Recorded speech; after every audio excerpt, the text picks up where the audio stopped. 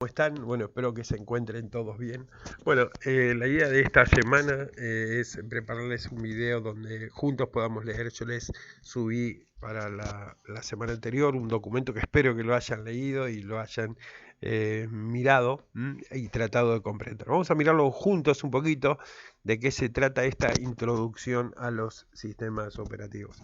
Bueno, en esta primera parte de definición y concepto entramos en la definición de lo que es un sistema operativo, ¿no? Como el responsable de toda la seguridad, ¿eh?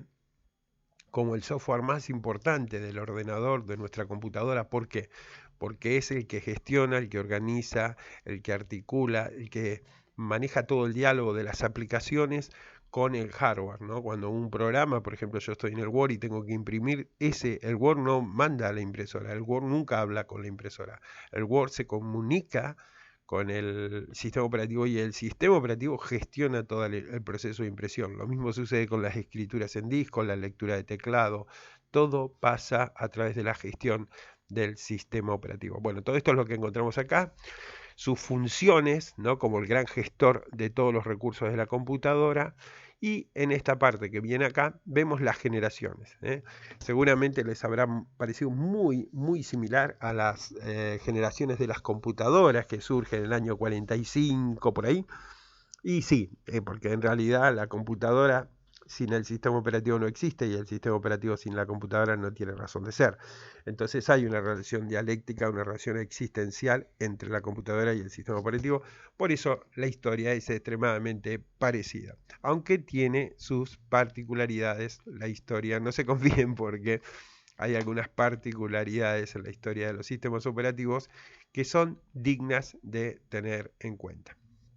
Bueno, tenemos las generaciones, acá la introducción, las válvulas, circuitos integrados, todo exactamente igual.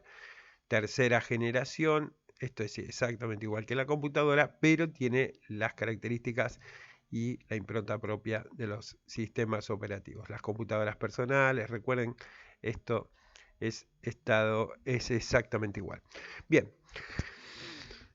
Para eso yo les recomiendo y me gustaría que puedan desarrollar sin apuro, pero sí puedan desarrollar y dotarla de la mayor cantidad de datos posibles. Es una hermosa línea de tiempo, una línea de tiempo donde podamos ordenar cronológicamente todos los eventos y cómo se fueron desarrollando. A veces una línea de tiempo pensada no como algo texto, ¿no? No como algo textual, sino como algo más vale gráfico. Más vale gráfico. La idea de la línea de tiempo es que tenga una fuerte impresión visual. Recuerden eso. Así que yo ahí les encomiendo una tareita que es la de generar la línea de tiempo de la historia de los sistemas operativos. Bien. Luego tenemos la clasificación de los sistemas operativos. En principio podemos clasificarlos como monousuarios, multiusuarios, multitarea o monotarea. Esto acá está perfectamente explicado, ¿no? Cuando los sistemas operativos monotarea son los que para comenzar una tarea tienen que terminar la anterior y los monousuarios que solamente pueden trabajar con un usuario o multiusuarios que pueden trabajar con muchos usuarios. Así que bueno, esto está acá muy bien explicado. Y acá esto es interesante porque estos son los niveles o estratos de diseño. Esto básicamente va a ser la forma en la que nosotros vamos a encarar la carrera, perdón, la materia, ¿no es cierto? Gestión de memoria, gestión de procesos, gestión de entrada y salida, gestión del intérprete de lenguajes. Es interesante pensar que el sistema operativo como el gran gestor, como el gran manejador del diálogo interno dentro de un sistema informático, habla un lenguaje, que es su propio lenguaje. Por eso cuando nosotros instalamos no sé, una versión de un programa que es de 32 bits y tenemos un Windows de 64, no funciona. ¿Por qué? Porque no habla ese idioma. Por más que los dos sean Windows, no hablan el mismo idioma. El tema son los lenguajes, ¿no? Si yo tengo una aplicación de Linux y la pongo en Windows o en otro Linux, que sé yo, la tengo en Debian y la pongo no sé, en OpenSUSE, probablemente no funcione. No va a funcionar porque no está de acuerdo al lenguaje del sistema operativo. El lenguaje, es más, el hardware, todo el hardware, tiene algo que llaman los drivers. Los drivers son pequeños programitas que permiten controlar y manejar todo ese hardware. Y ese driver tiene que estar en el mismo lenguaje del sistema operativo. Por ejemplo, si yo tengo Ubuntu, qué sé yo, 20.04, tengo que tener el driver para ese driver, porque si no Ubuntu no se puede comunicar nunca, ni con un teclado, ni con ningún tipo de hardware. Siempre el sistema operativo dialoga con los drivers. Los drivers manejan el hardware. Esto es así. Bueno, después tenemos el control de los archivos o el manejo de los archivos, tanto sea para el almacenamiento en disco rígido, en un pendrive o en el dispositivo que utilice. Las tablas de asignación de archivos, las file tables, las tablas de archivos, todos los diferentes file system que existan, todos responden a sistemas operativos. Es decir, un sistema operativo usa tal sistema, por ejemplo el NTFS, NT File System, que es un sistema operativo que utiliza Windows y que es toda una tecnología. Pensemos también, por ejemplo, hoy día los discos rígidos que trabajan con el NVMe, el No Volatile Memory Express, que es una tecnología muy nueva que utilizan los PCI Express, los M.2,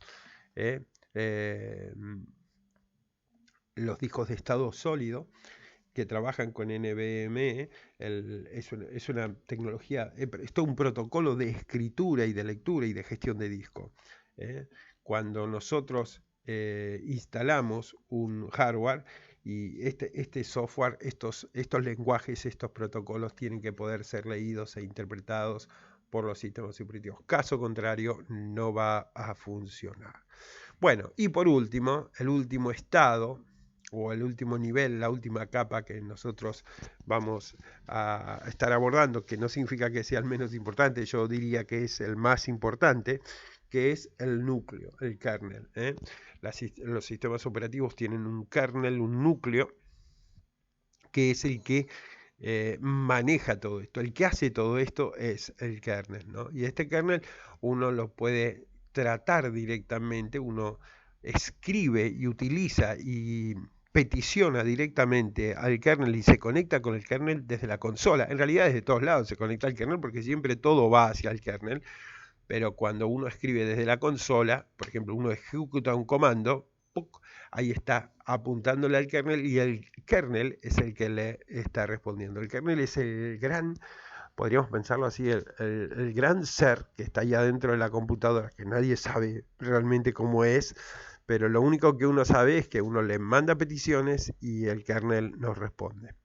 Bueno, gente linda, gente querida, espero que les haya gustado y les haya servido este pequeño acompañamiento a la lectura del programa. Y les voy a pedir varias tareas. Bueno, ahora sí, ahora sáquenle punta al lápiz que vamos a empezar a armar nuestras tareas. Bueno, dijimos, primeramente vamos a hacer una pequeña línea de tiempo con la historia de los sistemas operativos. Así que ahí vamos a tener. Después les voy a pedir un cuadro sinóptico, un pequeño cuadro sinóptico con las clasificaciones, ¿no?, del sistema operativo. Un cuadro sinóptico donde vaya explicando. Acá la idea no es hacerlo digital, sino hacerlo, si lo podemos hacer a mano, maravilloso. Y les digo por qué, no es para complicarles la vida ni nada, porque haciendo la analogía del ser humano con la computadora, pensemos que si yo tengo todo en memoria y lo llevo de un lado para el otro, en realidad son procesos muy rápidos, pero procesos relativamente simples y rápidos y que no tiene persistencia, eso no tiene duración. Pero si fíjense, si nosotros leemos, ya estamos leyendo, estamos llevando a nuestra cabecita, a nuestra mente, estamos llevando esos conceptos. Ahí le tenemos que volver a dar forma, los reformateamos, digamos, lo bajamos a capa 5, capa de presentación, entonces llevamos a capa de presentación. Ahí le damos un formato. En ese formato después lo mandamos a imprimir, que escribir en papel es la analogía humana de mandar a imprimir, ¿no? Mi mano, con un lápiz en la mano, que sería el insumo, es una impresora, ¿o no? Es una impresora. Mi mano es una impresora y cuando yo voy imprimiendo, que es un proceso infinitamente más lento que procesarlo en mi cabeza, como sucede en la computadora igual, ese es un proceso de memorización, porque no solamente lo estoy elaborando en mi mente, sino también lo estoy reformateando, le estoy dando un formato que puede ser gráfico, lineal, en el caso de una línea de tiempo, un cuadro sinóptico, lo estoy repensando, lo estoy reformateando y finalmente estoy ejecutando un proceso mecánico de impresión. Todo eso lo hago con mi cuerpo. Bueno, todo ese tiempo, toda esa experiencia es un proceso de aprendizaje. Por eso yo les recomiendo encarecidamente que lo hagan en papel. Si quieren después le sacan fotos y me lo mandan, pero háganlo en papel para, digamos, hacer uso de todos estos procesos de aprendizaje que son altamente recomendables. Así no me doy cuenta, pero yo lo transcribo y después me acuerdo. Claro, porque vos, el proceso mental fue infinitamente mucho más complejo que copiar y pegar un archivo y mandarlo a imprimir. Bueno, gente linda, no les robo más tiempo. Con respecto a es decir, tenemos entonces la línea de tiempo, tenemos el cuadro sinóptico de, de ahí me tildé, el cuadro sinóptico de las clasificaciones de los sistemas operativos y por último, estos diferentes niveles o estratos de diseño, podemos hacer un pequeño punteo, podríamos hacer ahí una especie de... ahí está, para estos estratos de diseño o para esta estructura de lo que es un sistema operativo, podemos pensar un breve mapa conceptual. Así que tenemos mapa conceptual para los estratos de diseño, cuadro sinóptico para las clasificaciones, monotarea, monousuario, multitarea, multiusuario, y para la historia una línea de tiempo. Bueno, queridos chicos, les mando un abrazo gigante y espero que se encuentren todos maravillosamente bien.